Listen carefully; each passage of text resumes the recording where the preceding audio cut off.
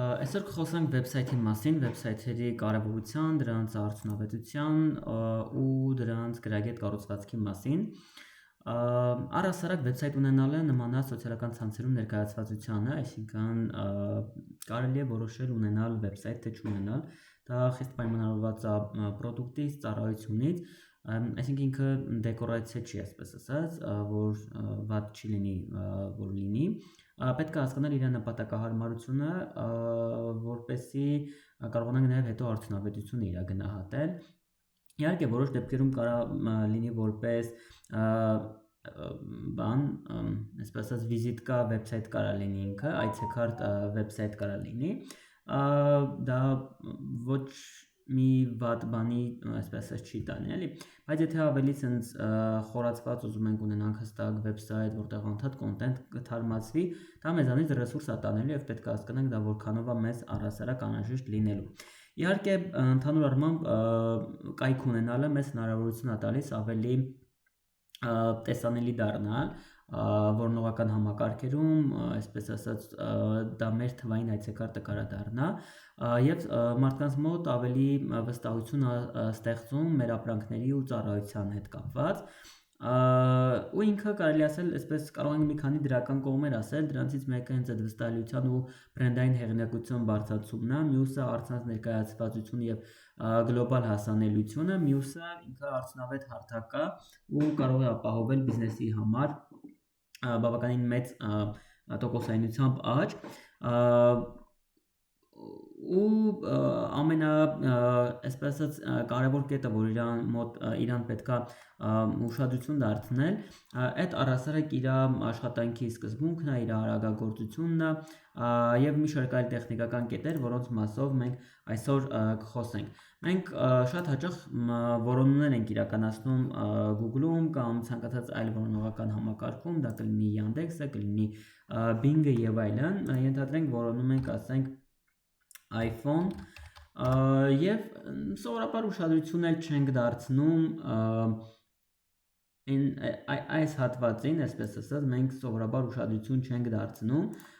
մենք նայում ենք մեր որոնվող հիմնական բառին, որը այստեղ է հիմնականում արտացոլված լինում, կամ ասենք այստեղ արտացոլված լինում եւ մեկ էլ այս անունին ենք ուշադրություն դարձնում, մնացածը թե ինչ կտակը,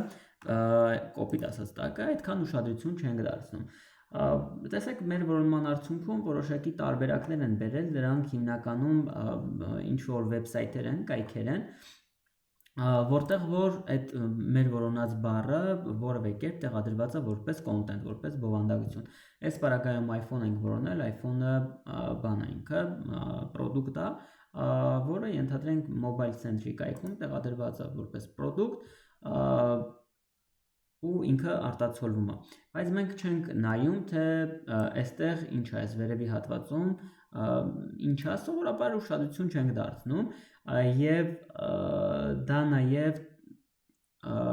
մեդիա գրագիտության բացթողում է իրականում, շատ հաճախ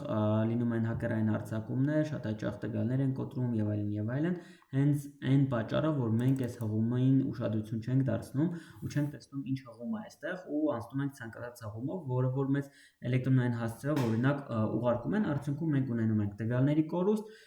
քանի որ չէինք նկատել, որ այստեղ ընդհանրապես ենթադրենք, եթե մեզ Facebook-ից մեր մեյլին նամակ է եկել, մենք չենք էլ նկատում, որ այստեղ առհասարակ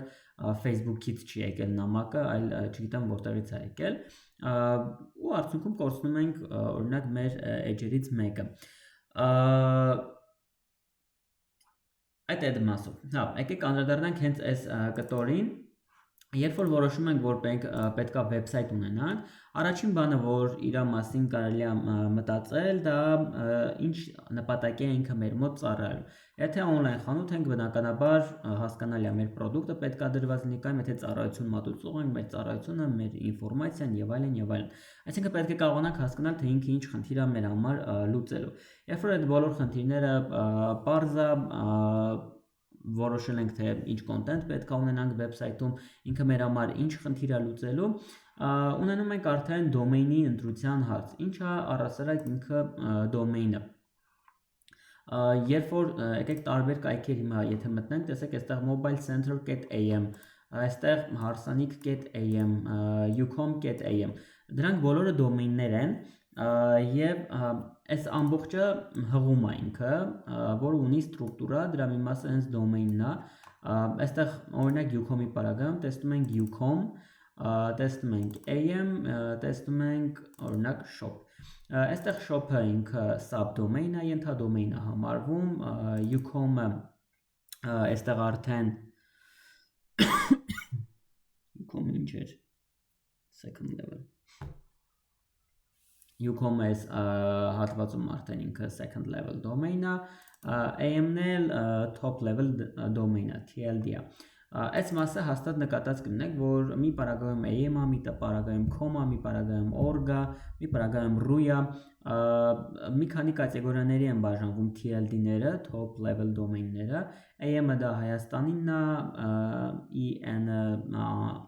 անգլիական կայքերինն է, այսպես ասած, չէ, այստեղ շփոթմունք կառաջացնեմ en-ի մասին մոռացեք, բանը ռուն օրինակ Ռուսաստանինն է, ամեն երկիր ունենում է իր, այսպես ասած, բանը,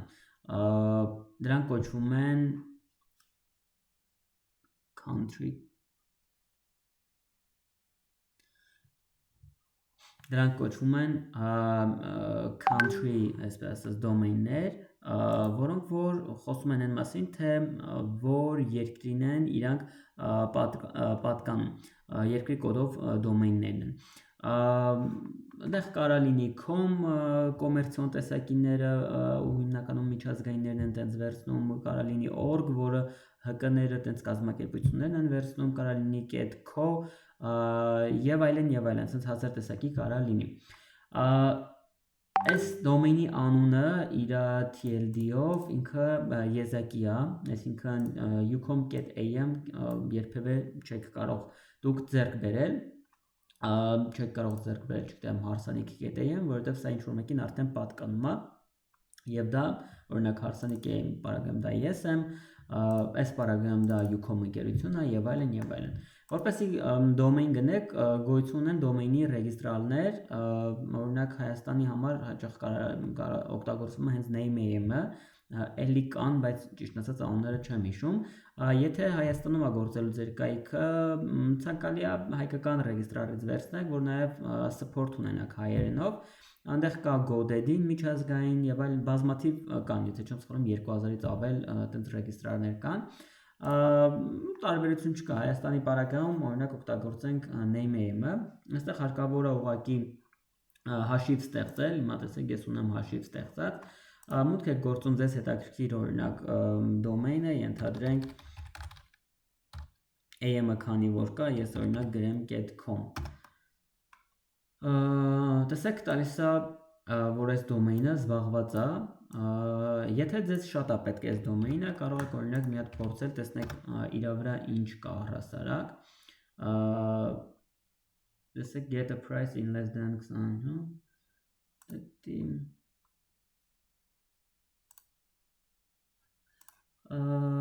այստեղ ինչ-որ ինվորմացիա բացում, որը,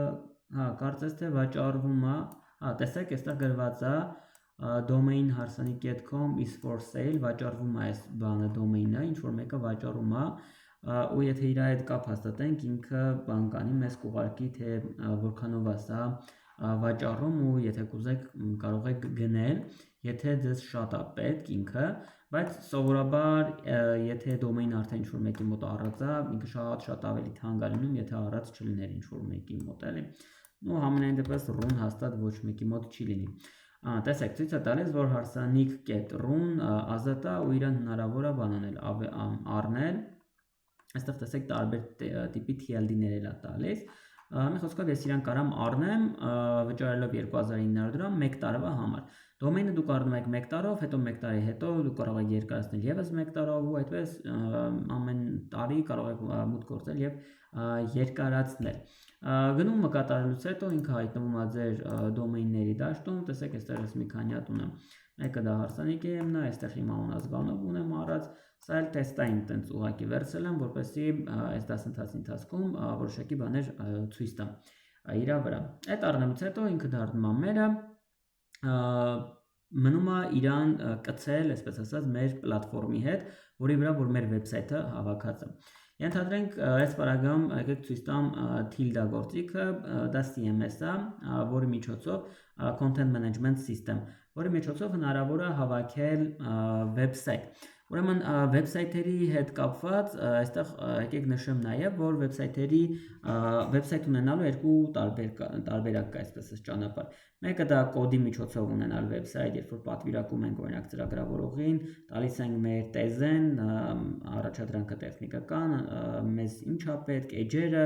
ամեն ինչը մանրամասն սաղ ինֆորմացիան տալիս ենք, ինքը սկսում է աշխատել, հավաքել, այդտեղ վարձում ենք նաև UI UX դիզայներ, որպեսզի դիզայնը բանը լինի, user friendly լինի եւ այլն եւ այլն։ Սովորաբար կոդինգով կայքերը ավելի թանկ են լինում, որովհետև այդտեղ աշխատում է թիմ, այդտեղ աշխատում է ծրագրավորող, UI UX դիզայներ եւ այլն եւ այլն։ Եթե դուք չունեք մեծ բյուջե, դուք կարող եք օգտագործել CMS համակարգերը, դրանցից մեկը ասենք Tilda-ն է, կա Joomla, կա Wix, կա WordPress, Drupal, մի խոսքով շատ կան, պետք է ուղղակի նայել իրանց price-երը ինչքան է ամսավճարները, ասենք այս Tilda-ի պարագայում այնտեղ տարբեր price list-եր ունի ինքը, բավականին մատչելի է լինում, եթե համեմատում ես կոդինգի դեպքում, հիմա օրինակ նայենք, ասենք այստեղ կա $15, տարեկանի դեպքում այսքան է կազմում, այստեղ $25, տարեկանը այսքան եւ այլն, այսպես տարբեր բաներ կա։ Նայում եք, տեսնում եք թե ինչ feature-ներ է ինքը ձեզ տալիս ամեն պլանի պարագայում, sense մանրամասները տալիս է, հասկանում եք ձեզ ինչ է պետք, ըստ դրա որոշում եք ձեր պլանը, որը վերցնեք մեզ CMS-ների պարագայում։ Իհարկե ծրագրավորողները կողմ չեն այս համակարգերին այդքան էլ, ու իհարկե կարծում եմ ոչ բոլորը, համենայն դեպս իրանք օբյեկտիվ պատճառներ ունեն, թե ինչի են դեմ այս CMS համակարգերին։ Այս CMS համակարգերը ձեզ սահմանափակում են որոշակի իրանց ֆունկցիոնալությամբ եւ դիզայնի առումով։ Իհարկե CMS-ներ կան, որոնք հնարավորություն են տալիս, որ դուք custom code դնեք իր մեջ, բայց դա էլի գալիս են նրան, որ պետք է ինչ-որ մեկը այդ կոդինգից գլուխ անի, կարողանա ձեզ կոդ տրամադրել, որ դուք էլ մի հատ տեղադրեք այս CMS-ի մեջ, բայց իրանք շատ լավ լուծում են, որովհետև template-ներ են տալիս, ու եթե դուք չունեք մեծ բյուջե ու ուզում եք ինչ-որ բան սկսել, մեկնարկայինի համար ինքը վատ չի։ Նույնիսկ իրանով կարելի է շատ լավ արդյունքներ ունենալ, կախված թե ով կաշխատի այդ գործիքով ու ինչի կհասցնի էլի ձեր կայքը։ Այնպես որ երկու կողմն էլ ունեն օբյեկտիվ եւ սուբյեկտիվ պատճառներ գովելու եւ ընդհակառակը, այսպես ասած, վատաբանելու այդ գործիքները կամ այդ եղանակով այդ ճանապարհով վեբսայթ ունենալու հնարավորությունը։ Ինչպես նշեցի ամենասկզբում, վեբսայթ ունենալը ինքը բավականին մանրակրկիտ աշխատանք է պահանջում, եթե խոսքը գնում է մեկ էջանոց այցեքարտ վեբսայթի մասին, այդտեղ մի քիչ ամեն ինչ ավելի պարզ է, կյանքը ավելի հեշտ է, բայց երբ որ խոսքը գնում է մանրակրկիտ ծառայություն ներկայացնելու մասին, այստեղ արդեն մի փոքր բան է, աշխատանքը մեծանում է։ Եկեք մի հատ օրինակ Ucom-ից թեկուզ էլի սկսենք, չգիտեմ ինչու եմ կենտրոնացել Ucom-ի վրա։ Նայեք, վեբսայթը, որը մի հատ էջ ունի, որտեղ կարողանում եք sense scroll անել, ինչ որ ինֆորմացիա տեսնել։ Բայց դրանից զատ ինքը ունի, ասենք, տան համար այստեղ, միավորեք եւ խնայեք, սեղմում ենք, տեսեք, այստեղ հղումը փոխվում է։ Եկանք լրիվ մի հատ ուրիշ edge, ընդ որում Երևան, մի հատ էլ այստեղ կարանք սեղմենք մարզեր, այստեղ ինչ որ Unity կա, ինքը ճյուղավորված է ու բավականին շատ բան այս կայքում փոխվում է, այսինքն մի քանի էջեր է սարքած, այդ էջերում կոնտենտի որոշ մասը, բովանդակության որոշ մասը նույնն է, որոշ մասը փոփոխվում է։ Հիմա երբ որ մտնում ենք roaming, լրիվ ուրիշ բան բացեց, հիմա շարժական կապ սմարթֆոնների համար, չգիտեմ, տեսեք, լրիվ էս է բացել, հիմա եթե սեղմենք հետ վճարային, տեսեք այս հատվածը օրինակ կոնտենտի պահպանում է, իսկ բանի մասը, մնացած մասը բանանում, այս հատվածը փոփոխվում է, տեսեք փոխվում է այս հատվածը, մնացածը։ Մի խոսքով այստեղ բավականին տենց ճյուղավորված 5G ցանցի դեպքում մեզ է բերում, Uplay դեպքում լրիվ ուրիշ բան է բերում, այսինքն ինքը ճյուղավորված վեբսայթ է, որը մանրակրկիտ ի սկզբանե պետքա պլանավորած լինի, որպեսզի հասկանաք, թե որ edge-ից որ edge ոնց պետքա գնա, որ կոճակը ուր պիտի տանի, հղումները պետքա գրագետ լինեն, պետքա ճիշտ լինեն, տեսեք, այստեղ ավելորդություններ չկա ու պետք էլ չի որ լինի, որպեսզի նաև որոնողական համակարգերը կարողանան ճիշտ գտնել ձեր կայքը, edge-ից edge ճիշտ անցումներ կատարել եւ ձեր edge-ի գնահատականը կարողանան բարձրացնել, ձեր edge-ը դարձնեն, ձեր վեբսայթը դարձնեն տեսանելի, որոնումների արդյունքում ինքը ցույց տա օգտատերերին։ Որպեսզի մոտավորապես այնց բանով պատկերացնենք, եկեք ենթադրենք նույն այս կայքն է, այստեղ մի քիչ edge-երը ավելի քիչ են, տեսեք վերևի հատվածում կա header գլխամասն է կայքի, որտեղ կա ծառայություններ, կա բլոկ, տեսեք գույնային փոփոխություն կա, դրված է լոգո, գույնային փոփոխությամբ ընդհանուր body-ից առանձնացած է վեբսայթի, ներքևի մասում է footer-ը դրած, footer-ն ու header-ը սովորաբար բոլոր կայքերում լինում են, կարող է կայքեր հանդիպել, որտեղ չլինեն, բայց սովորաբար լինում են, իրանք տենց տեխնիկական կտոր են, ինչ-որ լուծումներ են տալիս, ինչ-որ հարց են լուծում վեբսայթում։ Տեսեք, հիմա այստեղ սենց ինչ-որ բովանդակություն է դրված և բաթններ է դրած, կոճակներ է դրած, հիմա սեղմում եմ, ասենք, մեքենայի վարձակալություն, բացում է մի հատ նոր edge, որտեղ ինչ-որ էլի ինֆորմացիա, այստեղ յուրաքանչյուր կլիկով բացում ասենք տվյալ Instagram-ը կամ կարող է զանգ կատարվել հեռախոսի պարագայում, իջնում եմ ներքև մի հատ էլ է ներսում բաթն դրած հարցանյաց զգեստներ, տանում է մեկ ուրիշ edge եւ այլն, այստեղից գնում է մի ուրիշ edge, այդտեղից եթե իջնեմ տանելու է մյուս edge-ը, ու այսպես ինքը edge-երից edge նաեւ այս հատվածում կարելի է անցում կատարել, բացի այն որ կարելի է վերևի հատվածից վերադառնալ հիմնական ծառայություններ եւ մուտք գործել, ասենք չգիտեմ, full-shed բաժին, այս ամեն ինչը նախապես պետք է մտածված լինի, պետք է իմանաք ինչ edge-եր եք ունենալու, այդ edge-երի անունները ինչ է լինելու, իհարկե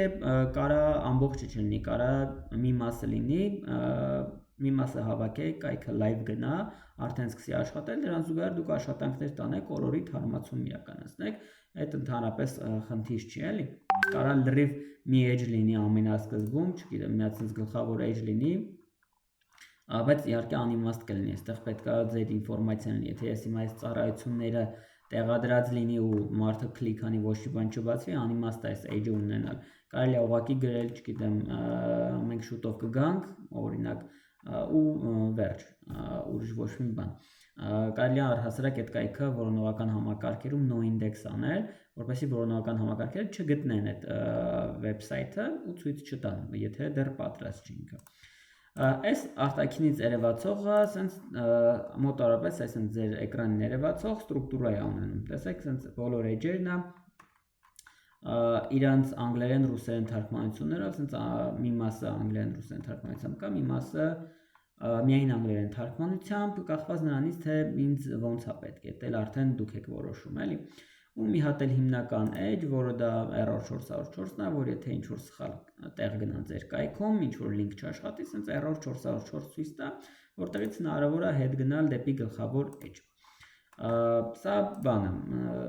թե ինչ բան է ունենում այստեղ։ Հիմա անդրադառնանք հղումներին, ենթադրենք մուտք են գործում այստեղ, նայեք, այս վերևի հատվածում հղումների բան գոյություն ունի, այսպես հիերարխիա գոյություն ունի, նայեք, մենք գտնում ենք հարսանիք.am-ի, հիմա այս վերևի հատվածում որ նայում ենք, հարսանիք.am-ի services բաժնի թամադա ենթաբաժնում, սա հիերարխիան է իմ լինկերի, որովհետև ես ունեմ ծառայություններ բաժին, որի հղումը services-ը, սովորաբար հղումները օգտագործում են անգլերենով, այսինքն լատինատար, կարճ բառերով, ցանկալի է 1 բառ կամ 2 բառ, ոչ այնց շատ մանրամասն, այսինքն բան պետք չի գրել, ստեղծագործություն պետք չի գրել, պետք է ուղղակի մի հատ բառ գրված լինի, որը հստակ բնութագրում է, բնորոշում է։ Սովորաբար հայերեն չեն օգտագործում, օգտագործում են լատինատար, որպեսզի ավելի հեշտ լինի, ավելի որոնողական համակարգերն էլ ավելի լավ ճանաչեն եւ այլն, ասենց ասած։ Դրանից հետո արդեն ու պահպանում ենք հիերարխիան։ Հիմա եթե ցանկացած edge ստեղ մտնեմ, ինքն services-ը կա, հետևը ավելանում է ինչ-որ բան, որը բնութագրում է տվյալ էջի բովանդակությունը։ Ցանկացածը, որը մտնեմ, այդ services-ը պահած է, services cakes, services flowers եւ այլն եւ այլն։ Դա իմ էջերի բանն է, այսպես ասած, հիերարխիան է։ Կամ եթե ես մտնեմ blog, այստեղ դառնում է blog, սեղմում եմ այստեղ blog-ի անունն է դնում ինքը, թե ինչի մասին է այդ blog-ը, եւ blog-ի դեպքում էլ է նույն ձևով հիերարխիան շարունակվում է։ Սա շատ կարևոր է, որպեսզի դուք էլ կարողանաք հետո գլուխ անեք ու շատ հեշտ կարողանաք ձեր էջերի մեջ, այսպես ասած, անցումներ կատարեք, ու եթե ինչ-որ մի հատ բան կա կարգավորելու, միանգամից կարողանաք կարգավորել։ Հիմա առաջին բանը, երբ որ անում ենք, այս համակարգը կպցնելն է մեր բանին, այս CMS համակարգը մեր domain-ին։ Բայց սովորաբար ոնց է անում, սովորաբար այդ լինում է, երբ որ մուտք է գործում, ասենք tilde եք մտածելում, այս հարսանիքի m-ը եւ այլը չի լինում, այլ լինում է, ենթադրենք, չգիտեմ, ասենք, այսինքն ինչ-որ մի բան։ Տեսեք, այստեղ ինչ-որ project-ը գրած եւ այլն եւ այլն։ Հիմա ես մտնում եմ campaign settings, այստեղ օրինակ domain, visual իրանք տարբեր են լինում, տարբեր տեղեր, տարբեր CMS-ներում դիզայնը ու տարբեր է, բայց ամենայն դեպս բան անում, global նույն լոգիկայով է գնում։ Մտնում եմ domain, ընտրում եմ custom domain տարբերակը, որ ես պետքա custom domain, այստեղ կարամ կարդամ, թե ոնց պետքա domain-ը կպցնեմ։ Այստեղ օրինակ domain-ը գրում եմ։ Domain-ը գրելուց հետո ինքը ինձ բան է տալիս, մի րոպե գնամ, ասենք ստեղ, ինքը IP է տալիս, այսինքն IP է տալիս։ Նայեք, այս domain-ը մեր համար text է, բայց համակարգերը իրան հասկանում են որպես թիվ, այսինքն թվերի հաջորդականություն է, ինքը կոմբինացիա է, հասցե է, որ domain-ը հասցե է, ու երբ որ մենք այդ domain-ը օգտագործում ենք, իրականում թվեր է, համակարգերը, սերվերները իրեն ճանաչում են որպես, այսպես ասած, թվեր, այդ է հասցեն, ոնց որ, չգիտեմ, բնակարանի հասցեն է թվերով 152 շենք, 36 բնակարան եւ այլն, նույնն էլ էս է, domain-ի բaragam հասցե է, էլի։ Ինքը ձեզ մի հատ այսպես բան է տալիս, հասցե է տալիս, IP հասցե է տալիս, որը պետք է գալ մտնել domain, սեղմել domain-ի settings-ների վրա, ընտրել ես հատվածում name server-ներ եւ DNS ու ընտրել այս DNS-ը, վերցնում եք ձեր IP-ին, ինքը տալիս է այստեղ մի րոպե, նայեմ, correctly IP address, website, այստեղ ընտրում ենք բանը, նայեք, այս բաները, երբ որ domain ունեք, դուք այստեղ DNS record-ներ ասված տղա, այդ DNS record-ները, DNS գրառումները նրա համար են, որպեսզի մեր domain-ը տարբեր համակարգերի հետ կարողանանք ինտեգրել, այսպես ասած, եւ կարգավորել։ Հիմա բանի պարագայում, այս CMS-ի պարագայում մենք այստեղ տարբեր DNS գրառումներ կան, A կա, CNAME կա, MX կա, SPF, TXT, ամեն մեկը ինչ-որ նշանակություն ունի ու ամեն պլատֆորմա, երբ որ բան անում, ձեզ տալիս է essence IP կամ այդ գրառումն է տալիս, ինքը գրում է, թե այդ գրառումի տեսակը ինչ տեսակ է։ Եկեք մի հատ բան անեմ, ցույց տամ, լավ։ Նայեք, հիմա եթե ես մտնեմ այստեղ օրինակ domain-ներ, որտեղ է domain-ներս,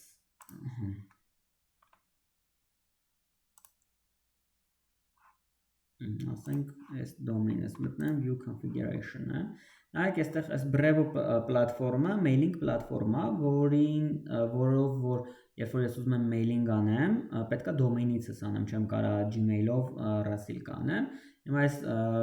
այս domain-ն է այստեղ կցված, ես որ ուզենամ սրանով Rasil կանեմ, ես ինչ եմ անում, պետք է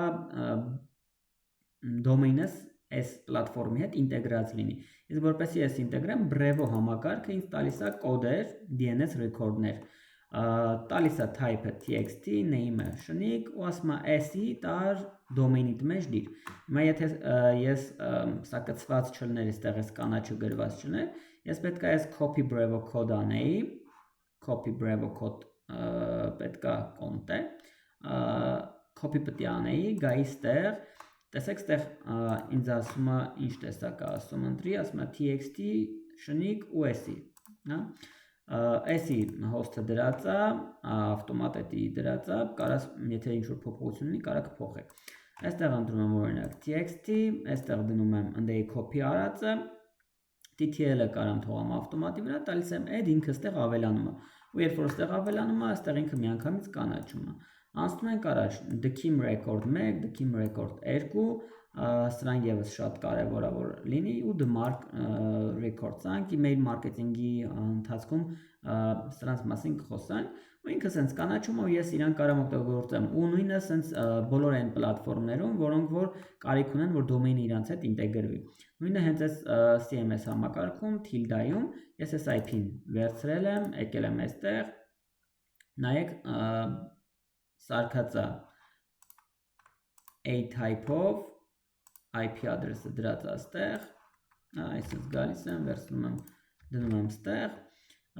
TTL-ը ես եմ ընտրում կամ թողում եմ ավտոմատի վրա սա հիմնականում ավտոմատի վրա թողեք եթե հետաքրքիր կլինի կարող նայեք թե ինչ է ինքը ու խորանաք դրա մեջ ու ստեղում եմ add որից հետո ինքը ստեղ ավելանում է ինձ ինքը ստեղ մի հատ տալիս եմ check domain connection ինքը սկսում է մտածել կարա մի քանի րոպե տևի ու երբ որ ամեն ինչ okay ալնում ինքը ստեղ արդեն այս կանաչ բժիշկ դնում է որ բանը կցված է դոմեյնը արդեն կցված է այստեղ տեսնում ենք SSL certificate-ը որը բանա HTTPS պրոտոկոլը ակտիվացած դա հետևյալն է տեսեք հիմա ես որ ստեղ սոխում եմ տեսեք իմ կայքը հասանելի է https arsenal.am եթե HTTP լինի բրաուզերները հիմնականում չեն բացելու եթե HTTP չլինի вообще չեն բացելու մենակ www. ասենք arsenal.am լինի այս սերտիֆիկատը մեր ցույց է տալիս բաներին սերվերներին որ մեր կայքը անվտանգ է եւ թույլատրում է որ օգտատերը մուտք գործի հակառակ դեպքում դուք բան եք դնում error եք տեսնում եկեք sense website-ի տեսնեմ օրինակ կբերի հա նայեք այսպես error-ը ինքը ցույց տալիս հաստատ նկատած կլինեք որոշ դեպքերում այսպես your connection is not private տալիս այստեղ https-ի վրա գծիկ է քաշում իհարկե դուք կարող եք որոշել advanced սեղմել այս advanced-ին սեղմել ու մտնել կայք եթե վստահ եք որ այդ ճիշտ կայք է բայց ինքը ամենայն դեպս sense խնդիր է տալիս սա շատ լուրջ խնդիր կարող լինի այսինքն մարդիկ կարող է որոնեն գտնեն ձեր կայքը բայց արդյունքում երբ որ մի հատ sense error տա իրանք հրաժարվեն ձեր կայքում որևէ գործողություն անելուց դրա համար սա պետք է եւս կարգավորված լինի այս CMS-ների պարագայում դուք այդ խնդիրը չեք ունենում իրանք հիմնականում իրանց հետ տրամադրում են այդ սերտիֆիկատը դուք ակտիվացնում եք ու всё կայքը հասանելի է լինում HTTPS-ով ու ոնց որ անվտանգ է լինում մարդկանց օգտագործման համար այստեղ բազմաթիվ բաներ կա ֆունկցիոնալներ կա որոնք եւս օգտագործում եք օրինակ ֆոնտերում ինքը ավտոմատ ինչ որ ֆոնտեր է ունենում բայց դե գիտենք որ հայերենը հիմնականում ոչ բոլոր ֆոնտերն է որ հայերենը հասկանում են եւ կարդում են ու երբ որ դուք ֆոնտեր եք ունենում կարողանում եք այստեղ custom settings անել ձեր ֆոնտերն եք կարողանում ավելացնել որպեսզի ավելի գեղեցիկ լինի եթե դուք ունեք brand book որտեղ որ ունեք ձեր ֆոնտերը դուք այստեղ կարողանում եք ավելացնել տեսեք show my message չէր մի րոպե այստեղ ինչ որ մի հատ հատվածում պետքա լինի որ կարողանամ ես իմ ֆոնտերը ավելացնել հեսա այստեղ ունենք your own fonts-ում ես կարողանում եմ upload անել ֆայլերը ու ավելացնել ասենք մտնում եմ այստեղ չգիտեմ գրում եմ Montserrat ասենք տեսեք Montserrat arm օրինակ եթե իմ ֆոնտը սա է այս ֆոնտս ներբեռնում եմ ու այս համակարգի մեջ սկսում եմ հատ-հատ վերբեռնել ու օգտագործել իմ ֆոնտերը որպեսզի իմ կայքում brand book-ից համապատասխան լինի color հատվածում ի սկզբանե կարող եք սահմանել թե ձեր տեքստերը ինչ գույնի լինեն եթե էլի ունեք brand book ու համապատասխան գույներ միանգամից կարող եք ընտրել որ ի սկզբանե ձեր տեքստը ինչ գույնի լինի որ ամեն անգամ տեքստ գրելուց հետո ստիպված չլինեք ձեռքով փոխել ինքը ավտոմատ այդ գույնը ֆիքսի։ Ձեր home page-ը կարա այստեղից ընտրեք, հիմա կոնկրետ այս մասով դա է տալիս, այստեղ domain-ը կարգավորված է, Analytics հատվածում արդեն Google Analytica, Google Tag Manager, Yandex մետրիկա եւ այլն ավելացնելու հնարավորություն, տարբեր CMS-ների պարագայում սրանք տարբեր բան են լինում, տարբեր ինտեգրացիաներ են հնարավոր լինում իրականացնել, Search Engine Optimization, այստեղ այս հատվածում արդեն նախ կարգավորում եք, որ HTTPS-ով ձեր կայքը հասանելի լինի, օրինակ սա միացված է, որոշ CMS-ների դեպքում կարող ուրիշ ձև այս ամեն ինչ լինի, կարող ավտոմատ ակտիվանա, SEO Assistant-ը ձեզ ցույց է տալի օրինակ թե դուք կայքում ինչ խնդիրներ ունեք, օրինակ ստեղ ասում է hash tag-ը չունես, դրա մասին առանձին խոսենք, մի խոսքով այստեղ Google Search Console եք կարողանում կցել HTTPS redirect-ները, ցանկալի է ձեր բանը www-ն redirect անեք բանի վրա, հիմնական դոմեյնի, այսինքն https get չի, վերջակետ / հարսանիք կետեմ օրինակ, մեկեք ստեղ նայենք https վերջակետ / հարսանիք կետեմ, եթե ես գրեմ www.harsanik.am, սենց ինքը մեկա էլի գցելու է այս https-ի վրա,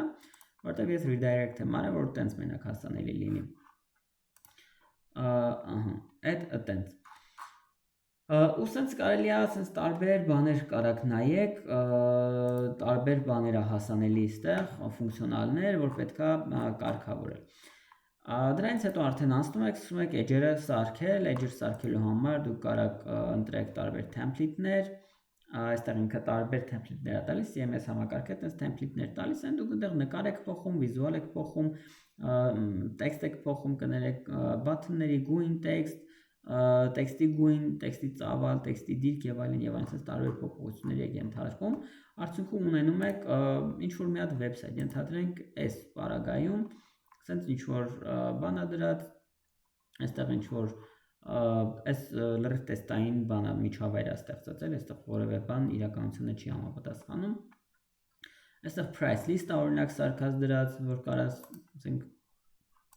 մի րոպե հենց բանով բացեմ,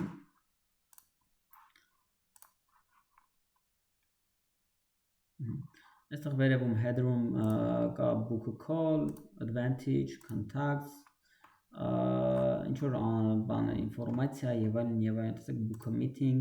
որտեղ կարելի է լրացնել տվյալները, submit անել, ու տարբեր բաներ կարելի է, այստեղ տեսեք բաները,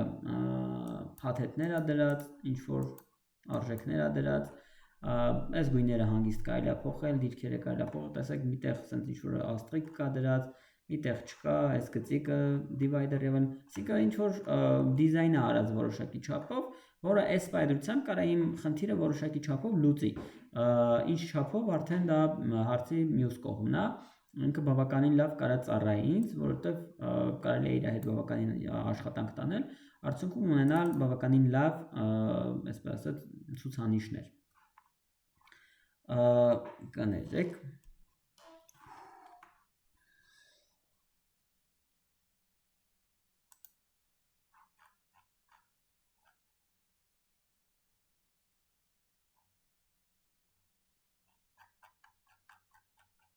մի րոպե,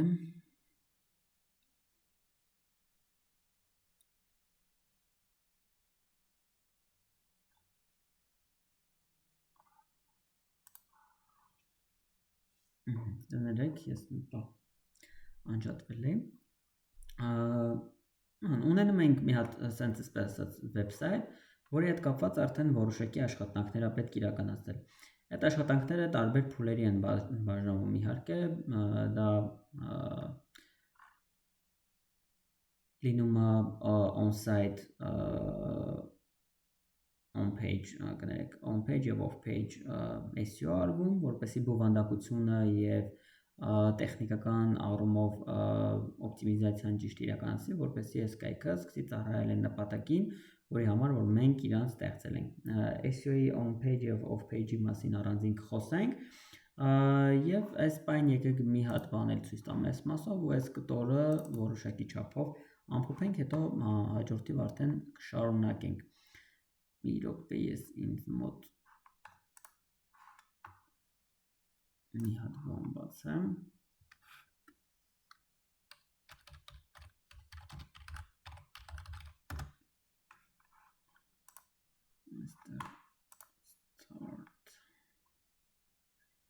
Այք որոնողական համակարգերում մեր մասին ինֆորմացիայի, մեր edge-երի եւ այլնի մասին ինֆորմացիա ստանալու համար մենք օգտագործում ենք Google Search console-ը։ Եկեք այստեղ տեսնեմ կարամ ուրիշ բան ավելացնեմ, մի րոպե։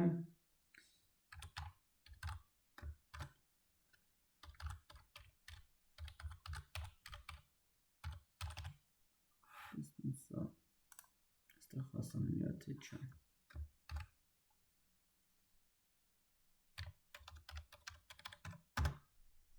Իր համար չեմ բացել։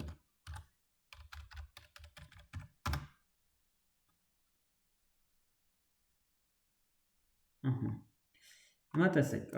Google Search Console-ն է մեզ պետք, որպեսզի մենք կարողանանք այստեղ մեր դոմեյնը ավելացնել ու հասկանանք առհասարակ մեր վեբսայթի մասին որոշակի ինֆորմացիա ունենանք, ինքը որոնողական համակարգերում ինդեքսավորված է, ինդեքսավորված չի։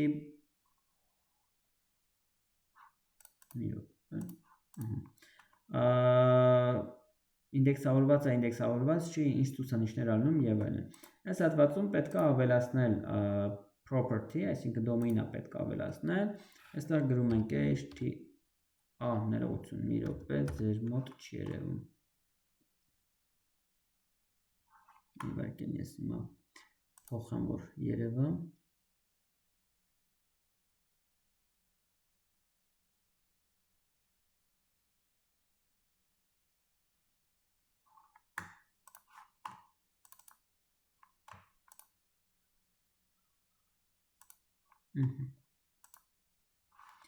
Նա տեսեք, ես այստեղ տալիս եմ add property, տալիս եմ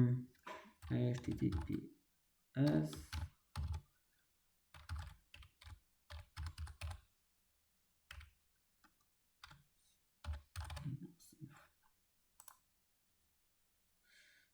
այս սկիզբը պետք չէր, պետք է մնաք սա, տալիս եմ continue verifying property ownership auto verified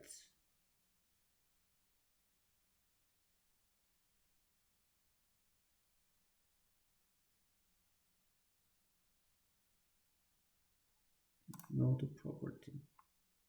նայեք, այստեղ ինքը ավտոմատ ավելացրեց, իրականում ես չէի ավելացրել, որ հենց այդ քայլը իրականացնեմ ու ինքը նոր կծվի, բայց ինքը ավտոմատ ավելացրեց, եկեք այստեղ մի հատ նայենք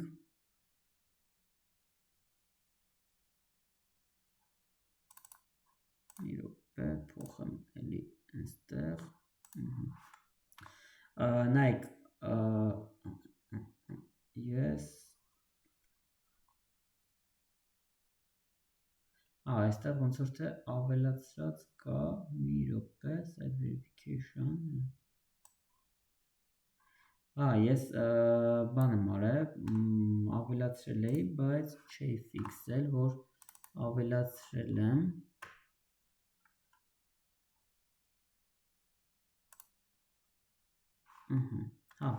ինչևէ, բան ենք անում, երբ որ այնտեղ տալիս ենք add property, ինքը էլի բան է տալիս, մեզ կոդ է տալիս, ոնց որ այս կոդն է, գրում է, որ այս txt տեսակ պետք է լինի ու պետք է բերեք ստեղ ավելացնեք, բերում եք էլի տալիս եք add, այնտեղ մի հատ էլի բան եք անում, ոնց որ են CMS-ում տալիս ենք check domain, նույնն էլ այնտեղ տալիս եք check, verify, ինքը բան անում, ճանաչում է, որ record-ները ճիշտ դրած է, ինքը ավտոմատ կպնում է բանին Google Search Console-ին, էլի։ Հիմա հետ գնանք բանին, Google Search Console-ին, մոտ։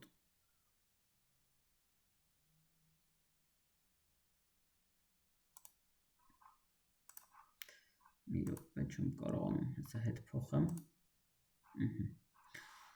գալիս ենք այստեղ, այստեղ արդեն քանի որ այս կայքի հետ որևէ բան առաջ չի, մենք իր մասին հիմա ինֆորմացիա չենք տեսնի, չէ, 24 ժամ ընթացքում 0 է տալիս, որովհետև այս կայքի հետ կապված որևէ բան արած չի, հետևաբար ինքը որոնողական համակարգերում չի հայտնվելու ու որևէ search-ի արդյունքում ինքը չի երևալու, բայց այս performance հատվածում մենք տեսնում ենք այս հնարավոր իր ցուցադրությունները ինչքան որոնում է եղել ու ցուցադրվել է, դրանցից ինչքան կլիկ է եղել, տոկոսայնությունը ու միջին դիրքավորումը ոնց է եղել որոնական համակարգերում։ Մենք ունենք pages հատված, որտեղ որ պետք է ցույց տար, լավ, եկեք բանի վրա ցույց տամ։ Ստեղ ցույց տամ, քանի որ ստեղ թվեր կան։ Pages հատվածում ցույց է տալի քանի հատ ինդեքսավորված բան ունեք։ Իրոք հետ բերեմ։ Ցույց է տալի թե քանի հատ ինդեքսավորված edge ունեք, քանի հատ չինդեքսավորված ունեք, ստեղ ցույց է տալի թե որի մոտ ինչ խնդիր կա, տեսեք ստեղ տալիս է discovered currently not indexed։ Google-ը գտել է, բայց դեռ ինդեքսավորված չի 5 edge, այսինքն ես դեռ կարամ ակնկալեմ, որ այս 32-ից կդառնա 37։ Performance-ով կարամ նայեմ, տեսնեմ, որ 3 ամսվա ընթացքում 3250 որոնում է եղել, 3247, որոնցից 148 կլիկ է եղել, դա 4.6% է, միջինում 6.5 է position-ս։ Եթե նայեմ, տեսնում եմ, որ ոնց որ թե աճման տեմպը նկատվում, բարձրանում է ցուցանիշները, միջինացված ցուցանիշները օրականով բարձրանում է, այստեղ կարամ տեսնեմ վերջին 24 ժամվա ընթացքում ինչ է եղել, 94, որոնցից 6, 64, այսից 30 է բարձրանում, կարծես թե մի խոսքով այստեղ ինֆորմացիա, ներքևի հատվածում տեսնում թե որ էջերն են, որ հայտնվել են ցուցադրություններում, որ բառերն են, որ ցուցադրություններում եղել են ու կլիկ եղել է, թե չի եղել։ Այստեղ կարամ page-երով տեսնեմ թե որոնումների արդյունքում որ էջերն է, որ երևացել են ու որոնց վրա է, որ կլիկ է եղել, որոնց վրա կլիկ չի եղել։ Այստեղ ունեմ sitemap հասկացությունը, որը ցույց է տալի, որ 35 հատ edge կայքս արդեն ունի։ Այս sitemap-ը երբ որ CMS եք օգտագործում, իրանք ավտոմատ գեներացնում են հիմնականում, լինում է որ հնարավորություն է տալիս, որ դուք էլ անունը դնեք, բայց սովորաբար լինում է ձեր domain-ը այսպես ու sitemap.xml, ասենք sitemap, հիմա այստեղ ինքը դրած է, ես կարամ ձեռով էլ հավաքեմ էլի .xml, տալիս եմ submit, բան չփոխվեց էջերից քանակը, որտեղ բան չէր ավելացել։ Սա շատ կարևոր է, երբ որ դուք կայքը ունեք արդեն ինչ-որ աշխատանք իր հետ տարվել է, պետք է ուղղակի այս sitemap-ը submit անել, որ Google-ը կարողանա գտնել։ Հիմա եկեք բանում փորձենք data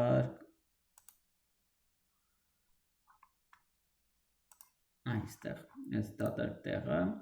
այստեղ ինքը լինելու է հաստատ սենց էլ https://electrolux.in/sitemap.xml պետք է որ սենց լինի, էլի։ Մի հատ edge պետք է գտնի արդյունքում։ Այս մի edge-ը գտավ ինքը այստեղ դեռ չի արտացոլվի, բայց բան կան իրան, եթե ինքը բան արած չի, փակած չի, իսկ հիմա կնայենք փակած է թե չէ, գալիս ենք այստեղ, օրինակ, դուք կարաք ընդհանուր կայքը առհասարակ, երբ որ նոր եք սկսում են, ամենասկզբում ասացինք, կարա փակ լինի, մարդիկ չկարողանան անգամ գտնել, որպեսզի անիմաստ բան չլինի,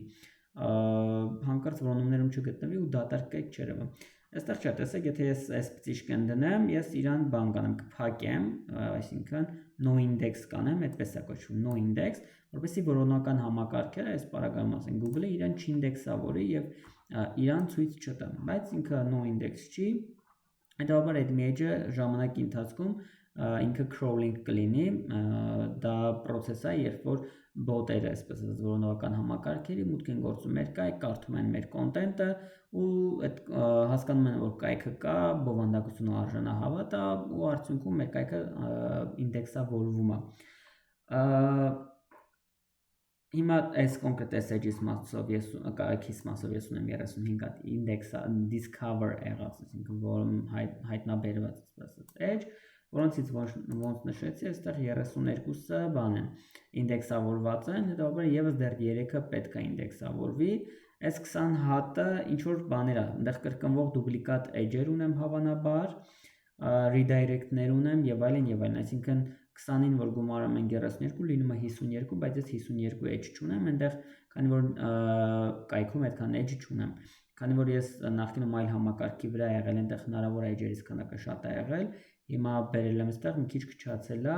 բայց ինքը ինֆորմացիան դեռ պահում է։ Դրա համար ոնց որ բանը, այս ինֆորմացիան դեռ արտացոլվում է։ Sitemap-ի մասը իմացանք, եթե ունենում ենք անցանկալի հղումներ նախկինում մնացած եւ այլն, մենք այս removals-ում իրան կարող ենք new request տանք, այդ լինքը ուղարկենք ջնջվելու բանի կողմից, Google-ի կողմից, ժամանակավոր ինքը հեռացնում է, բայց ժամանակավոր ինքը 6 ամսով հեռացնի, ու այդ edge իրական գոյություն չունենա ձեր կայքում, ինքը հետագայում crawling չի անի, չի գտնի ու չի ինդեքսավորի, էլի։ Ենթադրենք բան եք ունեցած, ինչ որ աշխատակցի հետ կապված մասին edge եք ունեցել, այդ edge-ը հիմա էլ գոյություն չունի, այդ աշխատակիցը դուրս է եկել, edge-ը ջնջել եք, իրան ուղարկում եք, որ բանից հեռացնի արդեն, որոնումների հատվածից հեռացնի։ Այստեղ էլի որոշակի մի երկու գործիք կա, բայց հիմնական որ օգտագործում ենք այդ հատվածն է, overview-ն է, որտեղ նայում եք ձեր performance-ի ցուցանիշները, այստեղ ինչ է կատարվում, ահա, մեկը այստեղ կարա Core Web Vitals-ում նայեք, տեսեք այստեղ տալիս է, որ իմ լինկերը լավ վիճակում են, այս կարմիրը տալիս է վատ լինկերը, այստեղ ոնց որ թե վատ լինկեր չունեմ, ընդհանուր վատ չի վիճակը, եւ մի հատ էլ սրան զուգահեռ գործիք կա Page Speed Insights-ը, որը ցույց է տալի ձեր կայքի արագագործությունը, ձեր կայքի մասին ինֆորմացիա, եկեք հիմա նայենք, տեսնենք ու այստեղ ինքը անվճար է, ցանկացած կայք կարաք անալիզ անեք։ Մոբայլի դեպքում միջին գնահատականը 72-ը, դեսքթոփի դեպքում 97-ը, 97-ը շատ լավ է։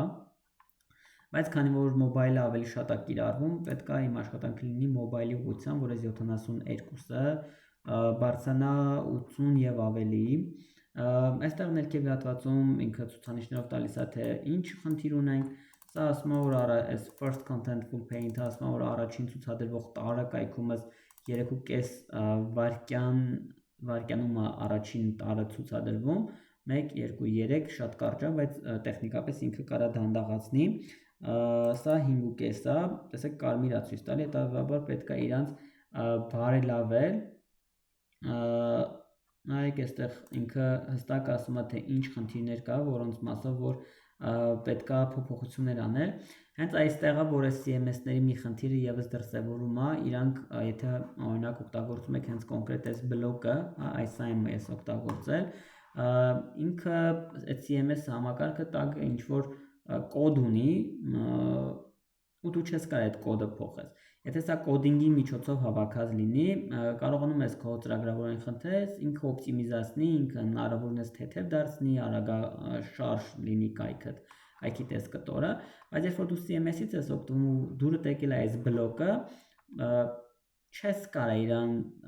թեթևացնես։ Ես կարամ այս նկարի հետևի նկարի ծավալը փոքրացնեմ, հնարավորինս, բայց ես չեմ կարող մնացած որպես բլոկ իր վրա չեմ կարողանում ազդել, դա է խնդիրը։ Նայեք, ասենք, չգիտեմ, այս սլաքի վրա ես կարամ ազդեմ, ասենք, այս սլաքը անջատեմ, որ ինքը բան չանի։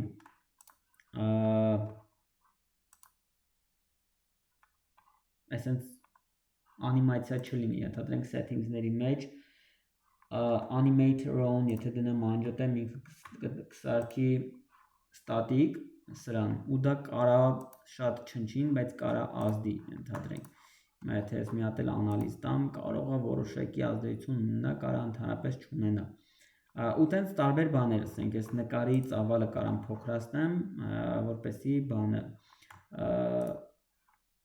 ասենք ստատիկ դարձավ։ Կարամ այս բանն էլ հանեմ, այս հարսանիք կետեիեմ ու սիրո կատարյալ պատմություն գրվածքը, որ անիմացիայով է բարձրանում, դա էլ կարամ հանեմ։ Դեսկտոպի պարագայում լավ է, այստեղ բան չփոխեց։ Եկեք օրինակ բան անեմ, մի հատ մտնենք այստեղ settings ու animation ուրա։ Ասենք animation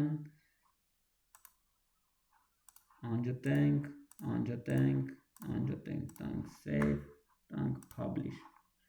Տեսնենք 72-ը փոփոխության կենթարկի, տեսեք միանգամից հայտնվեց, էլ անիմացիա չեղավ։ Այստեղ կարամ միատել, ու սենց պետք է ոնց որ նայել ինչ հնարավորություն կա, ու էլ եմ ասում, այդ կտորում մի քիչ սահմանափակ է կլնում, չեք կարողանում այտենց full ինչ ուզեք անեք, էլի։ Նու այնտեղ տարբեր CMS-ների դեպքում իհարկե տարբեր է, ընդհանրենք WordPress-ի պարագայում այնտեղ ահագին կարողանում եք custom կոդ դնել ու դրա արդյունքում կարող ահագին փոփոխություն ունենալ։ Հիմա նայեք, այստեղ դարձանք 75 բանը այն անիմացիաները անջատելու հաշվին։ Ինքը 3.5-ը իջացեց մինչև 2.9 ու ես վստահ եմ, որ եթե այս նկարը ներսի նկարա, թե ինչա։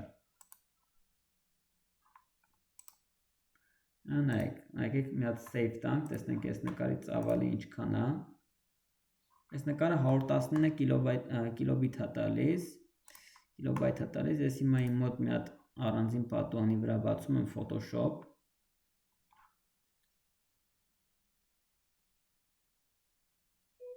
Այսինքն սա արդեն SEO-ական գործողություն ենք մենք հիմա անում։ Ես որ պատկերացնեք, հիմա ես հեսա մի հատ ֆայլը բացում եմ, տալիս եմ open, download-ից ընտրում եմ այս ֆայլը, իրա ծավալը եմ հիմա ես փոքրացնելու,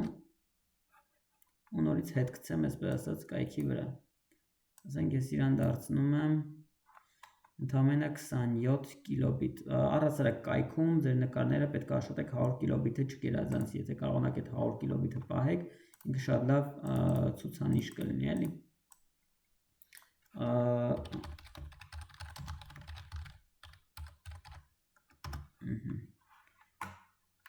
Ներկանք ստեղ, ուրա replace-ը, upload, download the image, վերցնենք այս նկարը, տանք publish, close, մեկիք փորձենք եվս մեկ անգամ, տեսնենք 70, հիմա օրենքով 75-ը գոնե 77 կամ 78 պետք է բարձրացնի,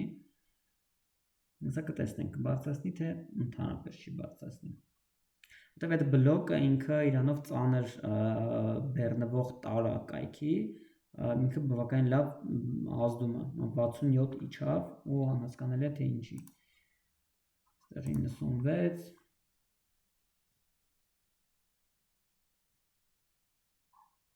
այստեղ ընդհակառակը թեթևության հաշվին պետք է ավելի արագը բացեր, բայց ավելի դանդաղացրեց։